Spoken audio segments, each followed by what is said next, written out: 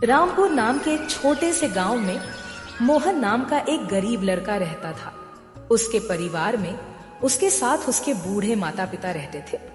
सोहन का परिवार बहुत ही गरीब था। उनके पास ना तो कोई जमीन थी, नहीं खाने के लिए कोई साधन था। सोहन दिन भर मजदूरी करता और उससे जो कुछ भी कमा पाता उसी से अपने पूरे परिवार का पेट भर लेता।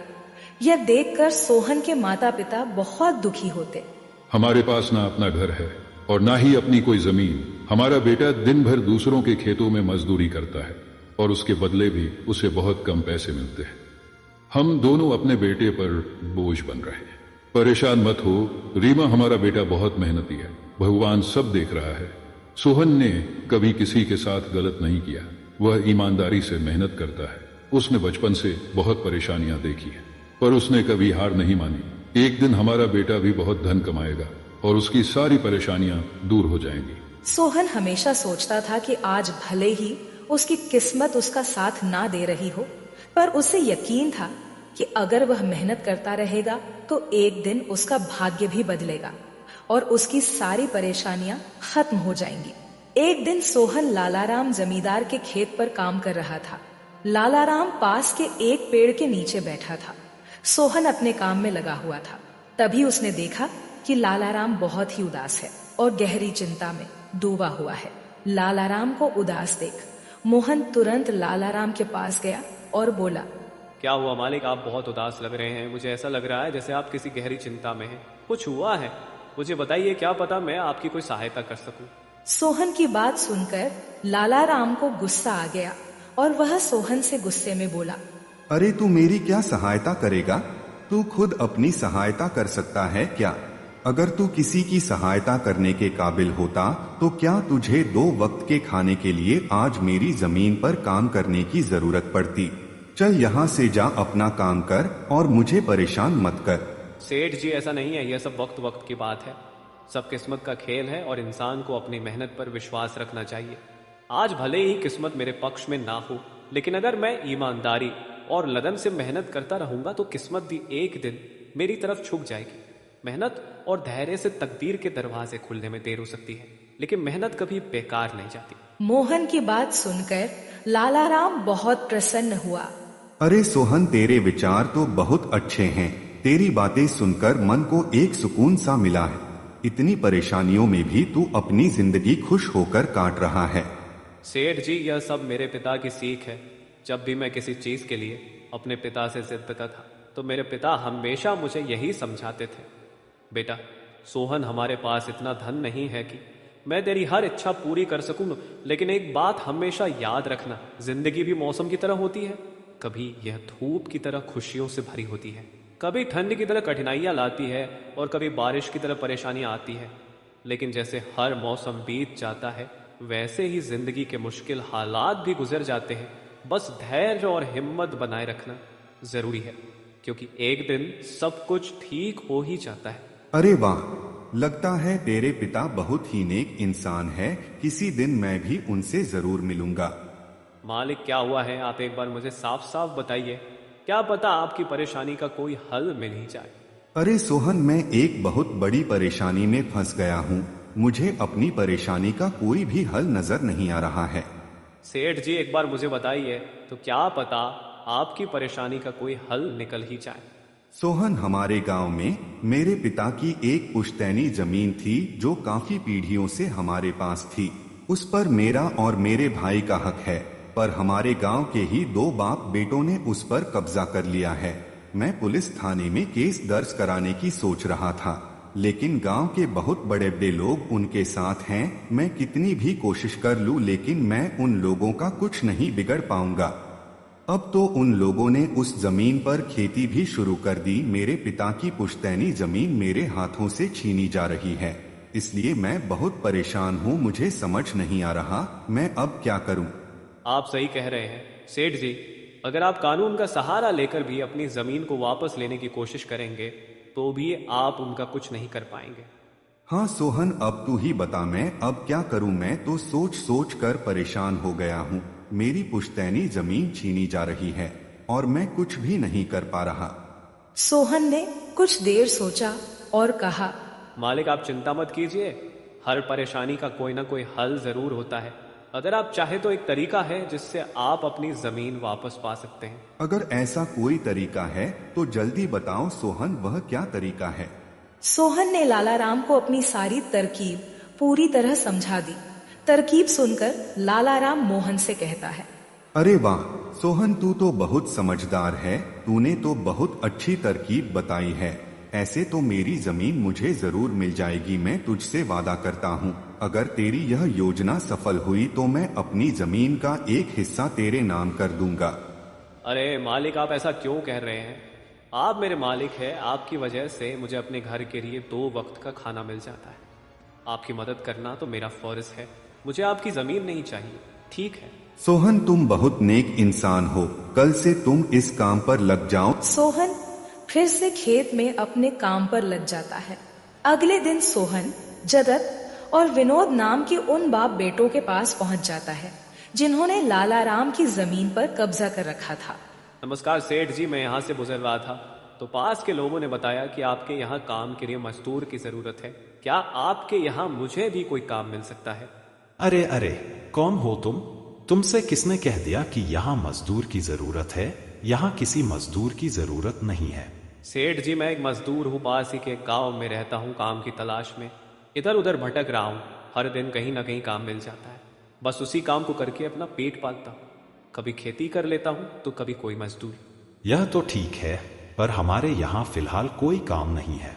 सेठ जी मैंने तो सुना है कि आप लोग इस गांव के सबसे बड़े जमींदार हैं, आपके पास बहुत सारी जमीन है, इसलिए आपके यहाँ हमेशा मजदूरों की जरूरत रहती है। इसलिए मुझे लगा कि यहाँ मुझे कोई ना कोई काम जरूर मिल जाएगा। अरे भाई, मैंने कहा ना, यहाँ किसी भी मजदूर की जरूरत नहीं है। इसका मतलब लाला राम सेठ आपके बारे में सही कह रहे थे? लाला राम ने हमारे बारे में क्या कहा?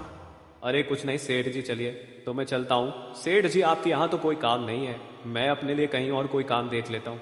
सोहन वहां से जाने लगता है। तभी जगत विनोद ने सोहन को रोककर यह पता लगाने के लिए बोलता है कि लाला राम ने सोहन को उन लोगों के बारे में क्या बताया है। अरे भाई इधर आओ, शायद तुम्हारे लिए हमारे पास एक काम है। सोहन तुरंत उनके पास चला गया और बोला, धन्यवाद सेठ जी, बताइए क्या काम है? आप जो भी काम बोलेंगे मैं हर काम करने के लिए तैयार हूँ, आखिर बूढ़े माँ बाप का पेट पालना है। अरे सब्र रखो, काम तो हम तुम्हें बता ही देंगे।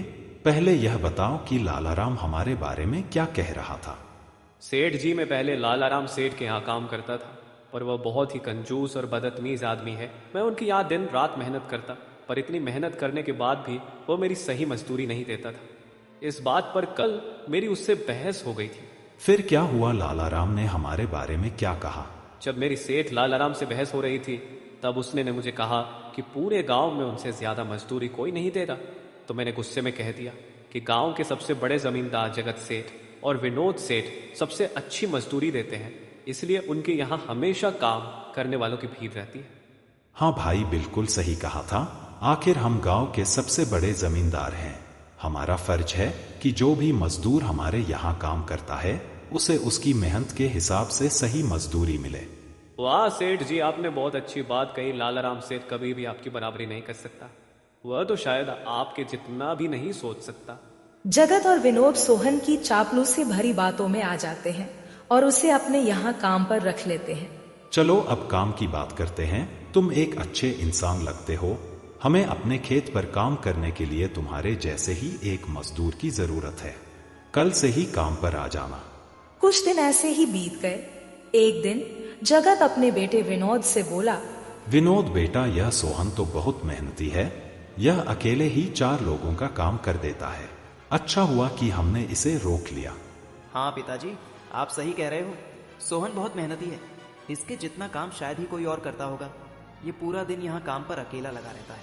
सोहन की मेहनत ने जगत और विनोद का दिल जीत लिया। कुछ दिन और बीत गए। एक शाम जगत और विनोद अपने खेतों का दौरा कर रहे थे। जब वे अपने खेत पर पहुंचे तो देखा कि सोहन इतने देर तक भी काम कर रहा था। सोहन भाई, अब तो रात होने वाली है, तुम इतनी देर तक काम क्यों कर रहे हो? अब घर जाओ और आराम कर लो। सेठ जी, हमारी किस्मत में आराम कहाँ है? घर पर बूढ़े माँ बाप हैं, काम नहीं करूंगा तो उनके लिए 2 वक्त का खाना कहाँ से जुटा पाऊंगा? घर पर बैठकर आराम करने से अच्छा है कि मैं काम करूं। इस तरह मेरा मन भी लगा रहता है। तुम बहुत मेहनती हो सोहन, आज का काम यहीं छोड़ दो और घर जाकर आराम करो। नहीं सेठ जी, इसकी कोई जरूरत नहीं है। मैं काम करने में ही खुश हूँ। आप लोग जाइए, मैं ठीक हूँ। ठीक है सोहन, फिर हम जाते हैं। जब तुम्हारा मन करे काम खत्म करके अपने घर चले जाना, ठीक है। इसके बाद जगत और विनोद खेत को सोहन के भरोसे छोड़कर चले गए। अगली सुबह जब विनोद और जगत अपने खेत पर लौटे तो देखा कि वहाँ पुलिस खड़ी है। पुलिस को देखकर दोनों दौड़ते हुए आए और पूछा, क्या हुआ थानेदार साहब, आप यहाँ क्या कर रहे हैं? क्या यह जमीन तुम दोनों की है?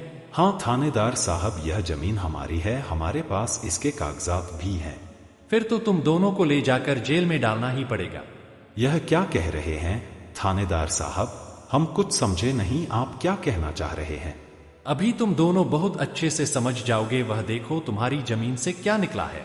थानेदार के कहते ही दोनों बाप बेटे जब पलट कर देखते हैं तो वहां उनकी जमीन में एक लाश दबी हुई थी जिसमें सिर्फ कंकाल बचा था।